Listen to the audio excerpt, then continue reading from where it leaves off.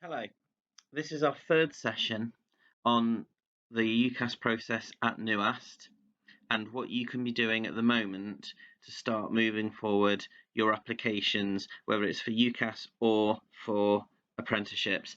This particular session is going to be much more focused on UCAS because next week sees the opening of the UCAS application process. So this is very much focused on university applications today. So there's three major steps at this point in your journey. Choosing your courses and your universities is really your overall priority number one. And for some people, it is the hardest thing to do. And we did talk about that last week. But you can complete most of your UCAS application if you know at least the overall subject you want to do. So if you know you want to do biology or mechanical engineering, then you can complete almost all of your UCAS application just knowing that, even if you don't know the specific course or where you want to go yet. Then, when you do know what sort of course you want to do, you need to apply. And this means filling in your UCAS form, filling in, creating a personal statement, which is always the hardest part, and then getting an overall reference from your tutor. So the process looks like this. Okay, you can sign up to UCAS from the 19th of May, so that's next week. The UCAS opens to you next week, and you can start signing up and filling in that form. Signing up is very easy. You go to the UCAS website to undergraduate, and you sign up, and it will ask for your email and an email verification. Please make sure you put in an email address that you know and remember and can access, because we do have problems some years where students can't remember what email address they used, and then later on when they've forgotten their passwords and they need that email address to be able to get their password reminder, they've forgotten. So just make sure it's an email address that you definitely know and have access to and won't forget. So you need to fill in the UCAS application online, and it looks like this. Okay, once you get into it, it looks like this. It has sections for your personal details. That's the easiest part to fill in. It has a section for your current and previous education. So wherever you were for your GCSEs, whether that was at NUAST or elsewhere, you need to put that school in. And there's a search tool for you to find that school, and you need to put all of your GCSE results in, all the exam boards, everything. So it does take a little bit of time. It's about 20 minutes, half an hour's work, and you'll need to get your certificates. If you work part time, you will put your employment in. It's probably the least important part of the form, in fairness. And your university choices. Now, you get 5 university choices. 4 if you're doing medicine, although you can do a 5th that is non-medicine. So 5 university choices. Now, you don't have to use all 5, but it is generally a good idea, and the vast majority of people do use all 5. And then there is a section for your personal statement. Now, that is 4,000 characters, including spaces, and roughly 47 lines. It is very strict on UCAS. So if it is over 47 lines, then line 48 and beyond will be cut off. If it's over 4,000 characters, anything you've written after the 4,000 characters is cut off. But the good news is that Unifrog mirrors that perfectly, so you'll see if you're going to get cut off or not. You'll also get a reference from your tutor, which is the part that your tutor completes based on what teachers have said about you. Now, you won't get to see that, and I'll talk to you about that in a bit. The form altogether costs £25 to send, and you'll have to pay that when you've completed the form on card, and it has to be paid before it can go to myself to send to UCAS. So, when you first sign up to UCAS, you need to put in your email address. You need to also link it to NUAS. So as a student, when you sign up, initially you are just on your own and just an individual student until you link up to a school, and it will ask you right at the start of the sign up whether you want to link to a school, and you need to say yes, and it will ask you for a buzzword, okay, and it will be really obvious. That buzzword for your year group is rainbow, okay, written exactly like that, all lowercase, rainbow. It seems quite appropriate for this year. So the new Ask buzzword is rainbow, and that will link you to our school. I can then put you into tutor groups, which won't really affect you, but it will allow your tutor specifically to be able to see your application and see how you're coming along, and I will be able to see your application as well at this point. Then we will be getting teacher references. Now, these are completed on Unifrog, which is why it's really important for you to sign up to Unifrog, and make sure that you are using it and that you've inputted all of your teachers, and that is one of your jobs to do now. So while you're completing your sections of the UCAS application, your teachers will be writing a reference for you. Now, the overall reference that we have to provide is about the same size as your personal statement. It works out about 650 words, 4,000 characters. Okay. Each of your teachers will write a paragraph about you in their subject on Unifrog, and I promise you, we only ever write positive things. All of these references make you sound like the most amazing person ever, and that's the same for every school. So you aren't going to be getting anything from your teacher saying that you don't turn up on time, or you have weaknesses here. We don't talk about weaknesses. We don't talk about things for you to do better at. We only talk about positive things. So either your tutor or myself will pull all of these paragraphs from your teachers together and write a long um, reference for you, and include a paragraph about you as a student as well. So the first paragraph we write will be about what you're like as a student and why you want to do the course you've chosen, and then what your teachers have written about you, which will be tied to the subject you want to do, will come underneath that, and we will pull it all together into one coherent reference for you. We can also, in your reference, include information that you aren't able to fit into your personal statement. So if you've got loads of work experience and you can't fit it all into your personal statement, we can add some of it into our reference. Or if there's experiences or other things you've done that you just can't quite fit into your personal statement, we can include it there sometimes. You don't see the reference on your UCAS page. You never have access to that. Now, normally when I'm sending your UCAS application, I'll actually do it with you next to me, and I'll usually give you an opportunity to see your reference if you want to, because it's not something that we particularly hide, and as I say, nothing negative is ever written. So it's usually quite a nice experience to see all the nice things people have said about you, but you won't be able to see that naturally on your page. That is locked in just for the teachers. Right, a word on predicted grades. Your teachers, when they're writing their paragraph about you on Unifrog, will usually give a predicted grade.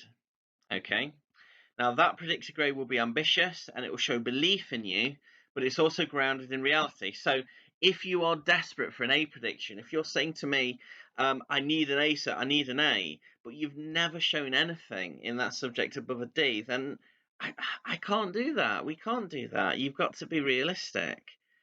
I will ask you, okay, where is that A going to come from? Where is your evidence? Where is that A coming from? And if you can't give me a very, very realistic and very, very evidence answer, then we're going to have to look at other courses. Okay. But if you're after an A prediction, and maybe you haven't got an A on your latest report, but you've started showing genuine signs that you could get that, and your teachers genuinely think you've got a chance in a few months' time of getting it, then potentially we'll push that for you. We will push as far as we can. We can't lie. We can't put something on your form that we are nearly certain you're not going to get. Okay? But if there's a realistic chance, and if you are showing the signs, then we will be ambitious for you. Now, predicted grades are never based on one test or one exam. Any teacher who gives you the impression that your predicted grade will be based on a certain test or a certain exam is not correct. I want to be very, very clear on that. Teachers should not give you that impression, but if they do so accidentally by clumsy wording or whatever, it is not the truth. No predicted grade is ever based on one test. Okay? It is based on everything you've done. Mock exams are, of course, important evidence. They are some of the best evidence we've got. But overall, your predicted grades are based on your teacher's overall impression of what you are on course to get. Okay, that is what it is based on. It's based on everything. It's important to do your tests to be able to give your teacher the direction and the evidence that that is the direction you're going, but it's never based on one thing. And I alone input your predicted grades to UCAS. Now, I'll talk to teachers. Obviously, I'll take what the teachers have said in terms of your predicted grades on Unifrog. But at the end of the day, I am the person who inputs the predicted grades for everybody to UCAS. It isn't any other teacher who does that. So I am the one who ultimately has the responsibility of deciding what your predicted grades will be. So when you are done with the form and you've done your personal statement, which we'll talk about in a future session, okay, you have to pay. So when you've completed your form with a personal statement, that is when you can tick everything, every section as complete, okay, and then suddenly pay and send will appear on the left hand side. You can see it in the picture there. That is £25 and you have to pay it by card. Once you've paid the fee by card, you hit send. Now, this is what people think. People think they've sent their UCAS application off once they hit send and they've paid. You haven't. It doesn't go to UCAS then, it goes to me. Okay? Only I can send an application to UCAS. I'm the only one in the school who can do that. So when you've paid and sent it, it goes to me. I will then do a lot of work with you. So I will look at your reference and make sure that's done, and I'll usually pull your reference together and spell check it and everything, and chase your teachers to make sure that's done. I'll review your whole form with you and check for mistakes. And if you've made a mistake, I send it back to you, and then you can access the form again. You'll never have to pay again. Once you've paid, you never have to pay again. But it does mean that if you've made a mistake or missed something or whatever, I can send it back to you. And in some cases, I end up sending it back 3 or 4 times just to make sure that it's correct. But I will always review that with you, and preferably with you as far as I can. When we are ready and it is all done, then my preference is to have you with me when I send the form. Okay, and the vast majority of students are physically with me when we send it off. Okay, just so we can have that final.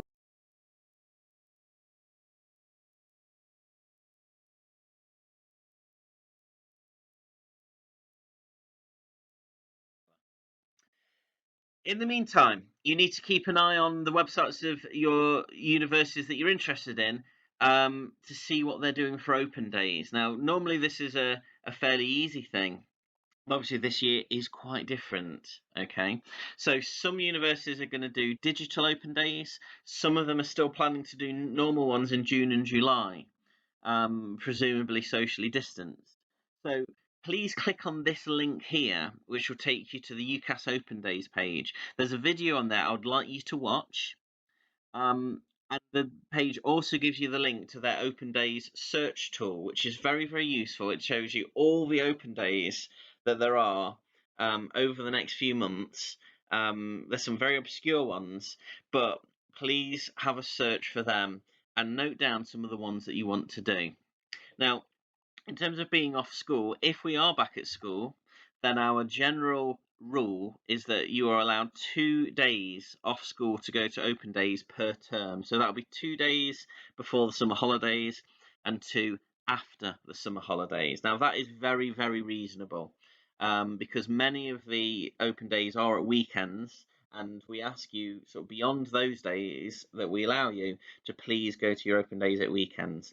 If you're going to an open day which is a long way away, as in sort of Plymouth or somewhere like that, and you're having to stay overnight, then I will still count that as just one day that you've been off. So we will allow you that as just one of those occasions.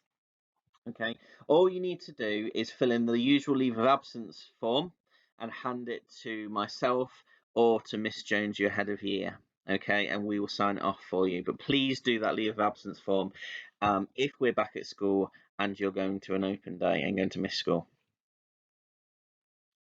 So then, okay, your application has to be sent by the 15th of October if you are applying for medicine, veterinary, Oxford or Cambridge. So that's the early deadline. And your application has to be done by the 15th of January if you are applying for anything else or anywhere else. Now, we at UCAS have always got all of the applications done before the Christmas holidays. That is something I pride myself on, and it means that basically our students have got their applications done a month before the real rush in January. So I am determined again to get all of these applications done before Christmas, and that way by the time we come back from the Christmas holidays you'll actually have had a lot of your offers. So once you have sent your application, your UCAS page will then become something called UCAS Track, and that tracks all the offers that you've had. And those offers will gradually come in. Now, some courses at some universities will make you an offer within hours. I've sent an application in the morning and had students come to me at lunchtime saying they've had their first offer. I'm not saying that is usual or something that will happen to everybody. Okay, certainly scientific courses and courses at some of the big universities like Imperial, LSE, they take a long time to get back to you. Okay, Nottingham generally takes a while to get back to you. But some of the middle ranking universities, Aston, Nottingham Trent, for instance, Sheffield Hallam, may well get back to you quite quickly for some courses. Don't worry if it takes weeks. They have weeks and they will take their time, and every single university and every single admissions tutor is different. So please don't worry if people have had offers before you have. Offers will come up on UCAS Track, but usually you'll get an email first, and quite often the email will be more detailed than what you get on UCAS Track. So look at UCAS Track regularly, but keep checking your emails because that's usually where you get your offers. Now, your teachers can't see any of that, so I cannot see what you have on UCAS Track ever, and obviously I can't see your emails. So when it comes to offers, you will know a long time before I do. I get a general overview which is updated only once a week. So there's no chance of me knowing that you've got an offer before you know. You will sometimes know a week before I do. And you'll get one of 4 responses from your university. There are more than 4, but generally there's these 4. So you'll get either a conditional offer, an unconditional offer, an interview, or a rejection. So the conditional offer is what the vast majority of offers are, which is your university gives you a set of grades or UCAS points, and you have to get them in order to get the place that's been offered. So, for instance, a typical offer statement will be, this offer is subject to you achieving grades BBB from 3 A levels. That would be a typical thing that your conditional offer would say. Sometimes a conditional offer will name specific subjects you must be doing. For instance, BBB from 3 A levels, this must include biology. And sometimes they ask for a specific grade in a specific subject. So this must include at least a B in biology. Okay, so that is your typical offer. And sometimes within your conditional offer, they'll do a second conditional offer with lower grades if you do something. So this offer is AAB, but will go down to ABB if you make us your first choice. Okay, so read every part of the offer. The other type of offer that has become quite popular is the unconditional offer, and this sends shivers down my spine. So this is when a university has decided it wants you so much that they offer you an unconditional place. Now that actually means what it says. So it doesn't matter what A-level grade you get. If you choose them and take that unconditional offer, then you will get a place no matter what A-levels. Even if you fail them all, you'll get a place. Now, occasionally unconditional offers do set a minimum. So, if you get less than 80 points, we will put you on a foundation year or something like that. But generally speaking, it does mean what it says on the tin. It does not matter what you get. Now, most of the time with unconditional offers, they want something from you. So they say, we will make this offer unconditional if you make us your first choice. So the vast majority of unconditional offers only count if you make that university your first choice. That's what they do to get you to commit to them. They're looking to get students in so that they can get the money from the tuition fees. So they want to be sure that you are actually coming and committing to them. So they'll give you a conditional offer, but they will make it unconditional if you make them your first choice. That is something to consider. Some of the unconditional offers can be very tempting and are worth considering, but generally it's from a university that recognises you're probably aiming to go elsewhere and they're trying to entice you to go to them instead. A third type is the interview. So they'll invite you to an interview, after which they will then decide whether they're going to make an offer or not. That is fairly common. And then obviously the fourth type is rejection. And very occasionally they may reject you on your course, but offer you an alternative course. And sometimes that's something that students actually want to do and works out. But that is only in a minority of rejections. So then you have your firm and reserve choices. In May, you have to narrow your 5 choices down to 2. Now that's assuming you've had all 5 of your choices make you an offer. When you've got all your offers back, so whether that is all 5 choices have made you an offer, or maybe it's only 4 of them or 3, whenever you've got a response from all of your universities, you're then able to make a choice of which ones you want to go to. And you have to do that by the beginning of May. So you have 2 choices you have to make.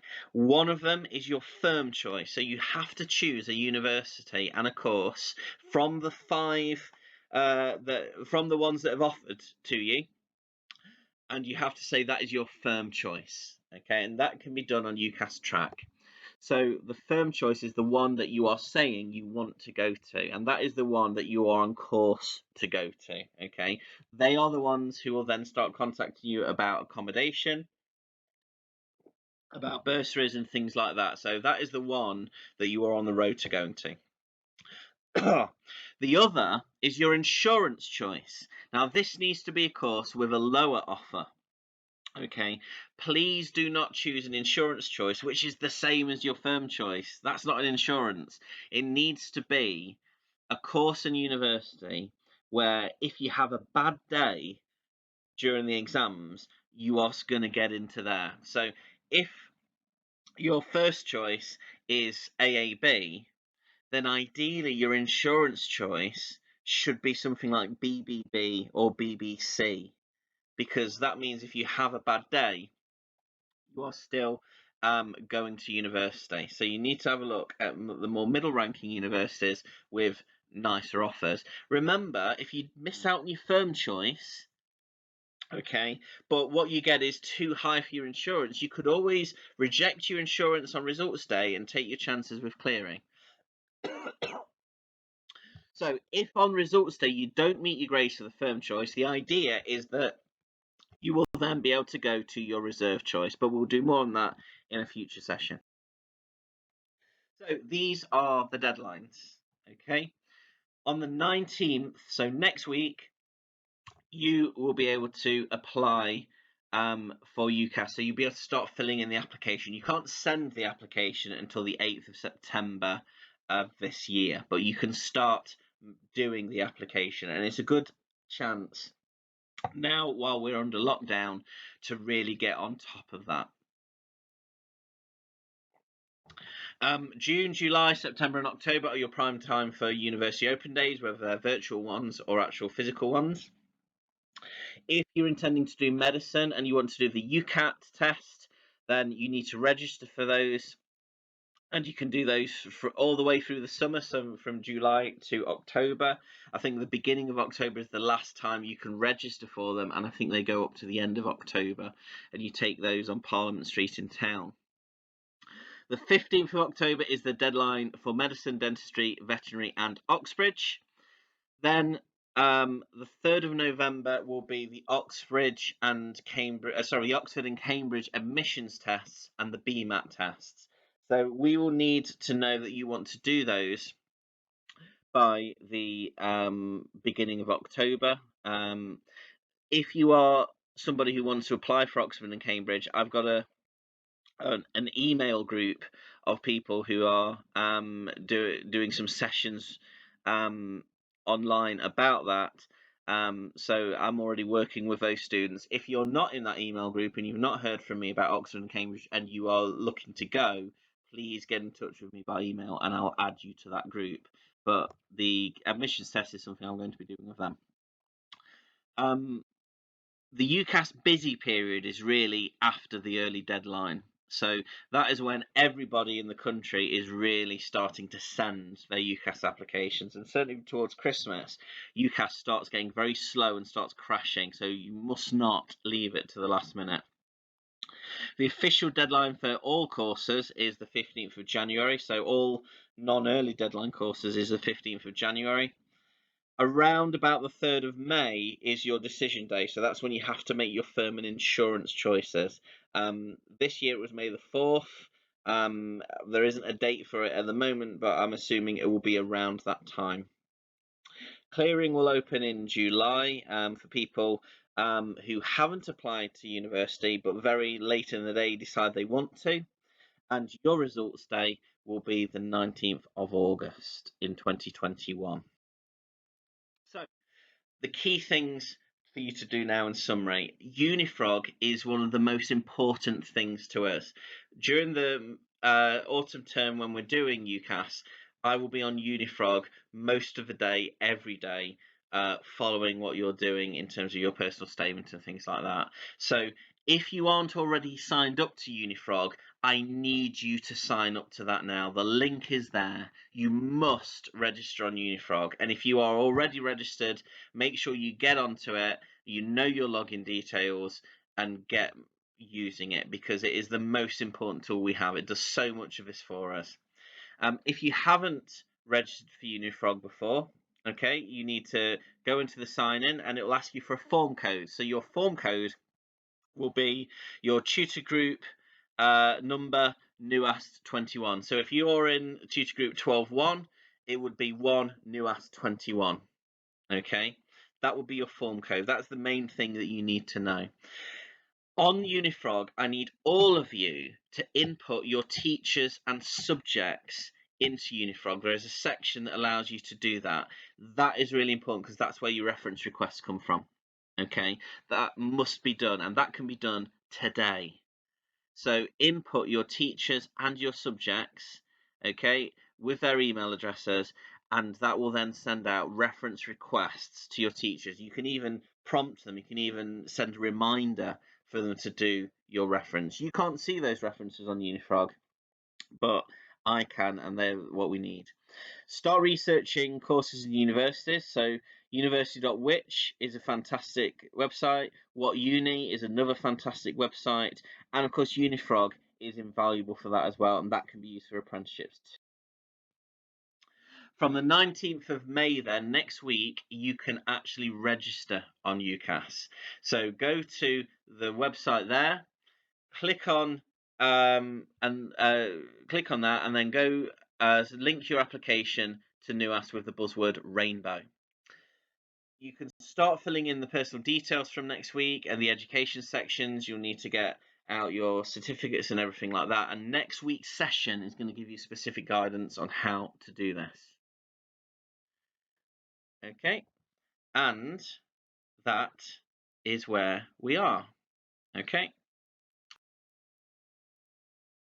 2 common myths then I just want to go through. So first of all, things that people seem to think: the grades I get in my mock exams in June or July are the predicted grades I will get on my UCAS application. That is false. I want to be clear on this. I will do your predicted grades based on what your teachers believe you are capable of. Okay, your predictions may be higher than what is on your report. Okay, they may well be higher than what's on your report. They will be optimistic but realistic. Okay, it's not based on one set of exams. Another common myth is when I hit send on the UCAS form, it goes to UCAS. No, it doesn't. It goes to me. Okay, you'll need to come and see me when you've done that, so we can actually sit together, go through the form with a fine-tooth comb, and then send it. Final things to think about would be things like finance. So make sure when you're looking at courses, you're thinking about how you're going to be able to meet the living costs and things like that, how far you want to travel, and what sort of accommodation you want to use. Please, when you're choosing courses, keep those things in mind as well.